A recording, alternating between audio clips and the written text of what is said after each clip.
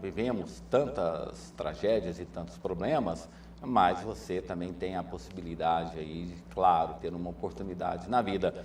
Para isso, você só precisa de ter sucesso profissional. E eu converso agora com Leonardo Carrijo, especialista em treinamento de alta performance, e também me trouxe aqui como presente, né, um livro, Napoleon Hill, que é a Lei do Triunfo para o século XXI. Obrigado por atender ao nosso convite, seja muito bem-vindo.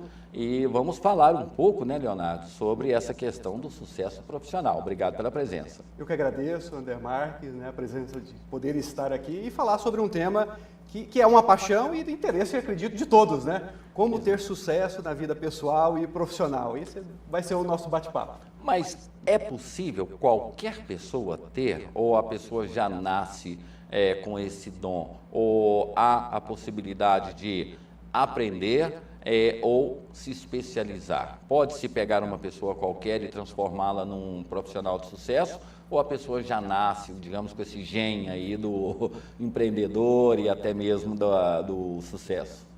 André Marques, essa é uma pergunta de crucial importância. E uma pergunta que eu acredito que é a pergunta que eu mais ouço ao longo da minha vida profissional, lidando com treinamentos de alta performance, que é se as pessoas podem evoluir, melhorar para ter o sucesso profissional. E é óbvio que algumas pessoas têm um dom já, parece que nascem com um certo dom.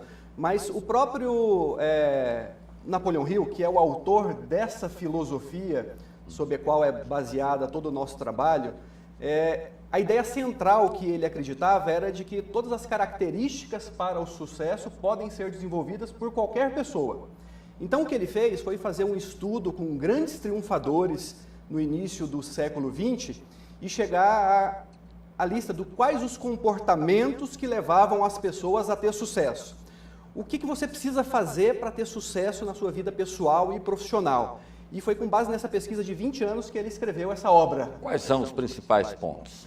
Olha, esse é o livro dele, que é uma obra monumental, é um livro que se chama A Lei do Triunfo. Você destacaria ali, digamos, são vários, mas assim, para você, alguns que a gente pode pincelar ali. Destacar algumas competências básicas, né, que todo profissional de qualquer profissão deve ter para ter sucesso, ou até melhor, se tiver, o sucesso vai acontecer mais facilmente para ele, né? São competências essenciais para qualquer profissional, competências como a autoconfiança, a flexibilidade, o entusiasmo, a disciplina, a habilidades de comunicação, como se comunicar de uma forma clara, concisa, para que todos entendam, o uso dessa comunicação na venda de ideias, na habilidade de negociação, visão estratégica, liderança, estão entre as competências que são essenciais para qualquer profissional, de qualquer área profissional, né? E esse livro mostra o caminho de como desenvolvê-las e, paralelamente, esse autor iniciou um treinamento há mais de um século para levar as pessoas a desenvolverem essas potencialidades que todos nós temos. Desenvolverem ou aperfeiçoar? E aperfeiçoarem. Se alguém é bom, através deste livro, das ideias contidas do próprio treinamento, ela se transforma em alguém ainda melhor. E se alguém tem esse ponto como algo a ser melhorado, ele consegue evoluir bastante em cada uma dessas competências. Eu tenho dito, inclusive eu converso muito com as pessoas, a gente tem aquela visão de que o sucesso, o triunfo, está muito relacionado à evolução social. Tem pessoas que acham que só vão ser bem-sucedidas se elas frequentarem a elite. Mas a experiência no Brasil mostra o contrário. Nós temos, por exemplo, pessoas que são muito bem-sucedidas trabalhando com reciclagem de lixos. Tem o caso daquela senhora lá, da Rainha das Quentinhas, e tem um caso que é emblemático daquela senhora que descobriu aquela embalagenzinha que o arroz, né, você coloca o arroz de um lado, a água, uma peneira junto com mais ou menos como se fosse uma vasilha, né? Para se obter esse sucesso, está condicionado a essa questão da visão social, o triunfo está ligado àquela coisa digamos assim, da capacidade das pessoas de admirarem você pelo patrimônio que você tem social e não pelo seu patrimônio profissional? Essa é uma questão bastante interessante, André. O próprio Napoleão Hill pesquisou, na sua pesquisa, percebeu que, e assim como nós vemos em histórias que comprovam essa ideia, de que pessoas de sucesso saem de todas as classes sociais, Sim. de todas as realidades, de todos os cantos do mundo, né? E independente, inclusive, de terem tido oportunidade de estudar, fazer um curso superior, ou ter uma faculdade, cursos de pós-graduação, o sucesso está reservado para aqueles que conseguem ter as características básicas. Então, nós vemos muitos casos de empreendedores, de pessoas que saíram de condições humildes, simples, e conseguiram, através da criatividade, do trabalho, como que você citou, né? Sim. Fazer algo que ninguém tinha percebido a importância e, com isso, obter esse destaque, né? E, inclusive, o próprio conceito de sucesso profissional, que para muitas pessoas é simplesmente o dinheiro, Sim. a remuneração, nós vemos como algo mais amplo. Ou uma questão social, ser reconhecida, respeitada. O reconhecimento, o respeito, o status, o impacto que a pessoa cria na sociedade, Isso. mesmo que isso não tenha um resultado financeiro muito grande, é algo que deve ser encarado como sucesso profissional também. O que nós poderíamos dizer, então, de grandes pessoas, iluminados de todos os séculos, que transformaram o mundo onde viviam sem necessariamente tirar grandes fortunas disso? Um Gandhi, por exemplo.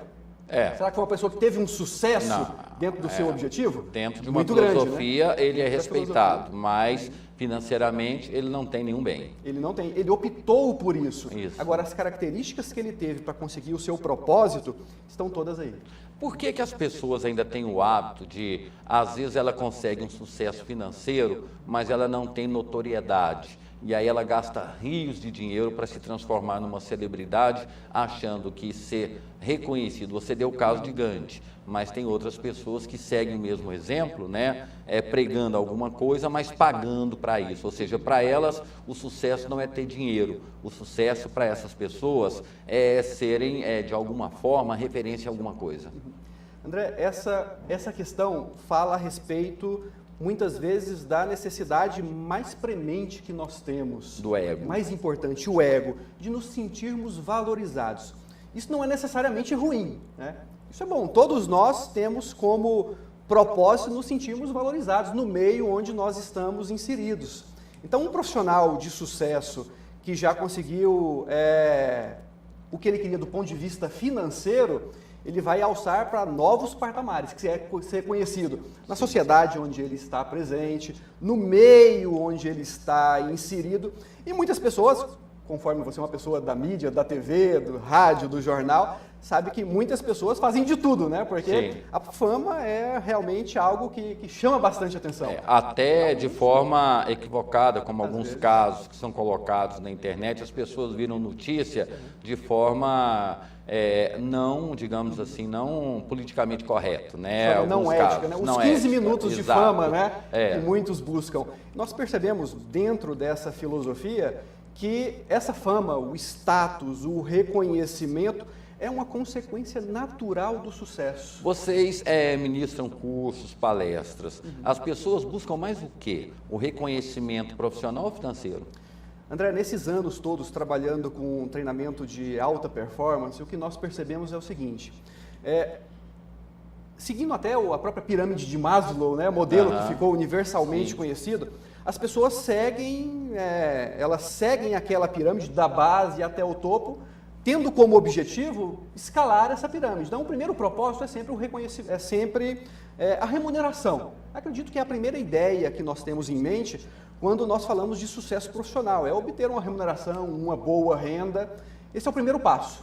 A partir do momento que o profissional já tem essa remuneração, essa renda, ele quer sentir que ele tem poder de decisão, que ele tem um impacto no ambiente onde ele está. É por isso que os cargos de liderança são tão concorridos e são tão perseguidos, né? Porque o poder, ele tem o lado bom também de fazer com que a pessoa cause um impacto no meio onde ele está inserido. Claro que muitos buscam o poder pelo poder e aí acabam, às vezes, perdendo a medida dos atos, né? Exato. E esse livro mostra como exercer o poder de uma forma ética, seja na empresa, no meio político, no meio religioso, né? Todas as características daqueles que usaram isso. E talvez no topo da pirâmide vem o reconhecimento. A pessoa sentir que aqueles que estão, colegas de trabalho, que estão abaixo dela, acima dela, clientes, fornecedores e a sociedade de um modo geral, veem essa pessoa como uma pessoa de sucesso, reconhecida e valorizada. Esse é o desejo de todo mundo. Tem alguns aspectos que é bom a gente ressaltar, né? Por exemplo, o dono da McDonald's, a história dele, todo mundo já sabe, ele vendia ingredientes para fazer sundae. E aí, já com a idade elevada, ele chegou numa empresa e viu que o pessoal desenvolveu uma máquina que fazia o sundae em grande quantidade, mas não tinha a visão de empreendedor. Então, a máquina ela dava mais prejuízo do que propriamente dava lucro. A gente já tem outros exemplos também, que é o caso de Henry Ford, de tantas outras pessoas que, em um determinado momento da vida, elas passaram a ter sucesso.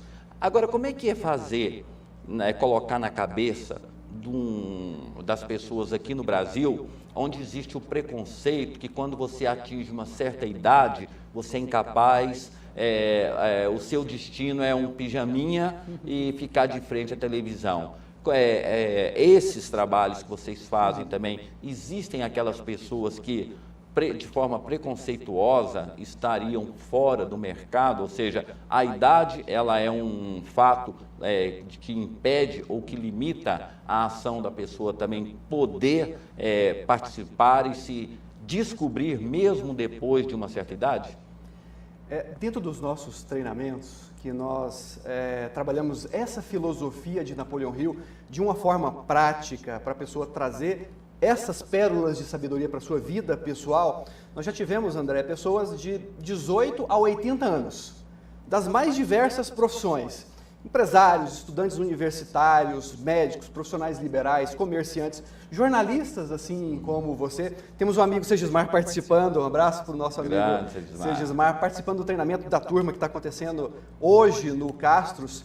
E o que nós percebemos é que o brasileiro ele segue muitas vezes modelos já construídos de países que vieram adiante. Por exemplo, o modelo americano é muito copiado aqui no Brasil. Mas, ao mesmo tempo, nós temos referências de pessoas que subverteram muitas ideias preconcebidas. E em relação a essa questão da idade, de chegar já no final da vida e já colocar o pijama... Não, nem na idade da vida, porque a gente tem um estigma de que a pessoa, ao se aposentar, que pode ser aos 40, aos 50, ela já é inútil. Ela já não tem a capacidade de fazer mais nada. Ainda bem que isso está mudando, né? Porque hoje nós estamos vendo os aposentados voltando para o mercado de trabalho, e eu gosto sempre de lembrar de um modelo que ficou para mim, que nós citamos, que é o Roberto Marinho, né? Sim. Roberto Marinho, ele iniciou esse império que ele construiu aos 60 anos de idade, né? Sim. Então, aos 60 anos de idade, você que está em casa nos assistindo ou no trabalho, que já sente que está meio desmotivado em relação à profissão. Que ao agora, preconceito. É o preconceito, né? Tem essa ideia que acredita que é o momento agora de descansar, que o mercado de trabalho cuidar dos netos, que não existe mais espaço no mercado de trabalho para uma pessoa dessa idade. Você está na melhor idade, a idade onde a experiência conta muito a favor. E se o Roberto Marinho conseguiu construir dos 60 aos 90 esse império televisivo, né, todas as empresas, todos nós temos o potencial de, tendo saúde e vontade de fazer coisas grandiosas, né? Enquanto, claro, Deus nos permitir estarmos aqui, né? Então, assim, é uma mentalidade que vem mudando, sabe? Nós vemos isso dentro do próprio treinamento, como pessoas de 60, 70 anos estão buscando um treinamento de alta performance para evoluírem em competências essenciais. É bonito de ver isso. Agora nós temos alguns fatores também que acabam prejudicando. Por exemplo, o Brasil, estatisticamente, é um país onde as pessoas... nós temos muitos analfabetos funcionais, aquelas pessoas que escrevem, leem, mas não entendem. Então, a educação no Brasil ela é um desafio. Para vocês que têm uma experiência mundial, vocês têm essa mesma visão? O Brasil está mudando, porque a educação no Brasil é, hoje, talvez, o maior entrave para que as pessoas possam conseguir o sucesso. Muitas pessoas são analfabetas, abandonam a escola, aprendem pouca coisa e a partir dali elas esquecem essa questão do estudo. É fundamental? E a experiência em outros países?